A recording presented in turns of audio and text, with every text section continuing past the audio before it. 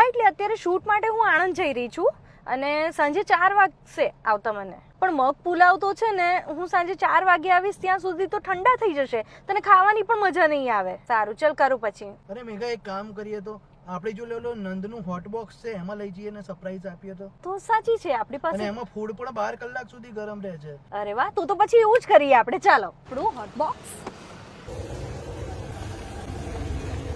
તો અત્યારે વાગી રહ્યા છે સવારના 11:30 ને અત્યારે આપણે હોટ બોક્સમાં તમે જોઈ શકો છો મગ પુલાવ ભરાવી રહ્યા છે. તો ફાઇનલી વાગી ગયા છે 4:30 અને આપણે ઘરે પહોંચી ગયા છે. હવે નિરાલીને પૂછીએ કે મગ પુલાવ ગરમ છે કે નહીં. શું લાવ્યા તે મંગાવ્યું હતું એ? અરે વાહ, બતાવો.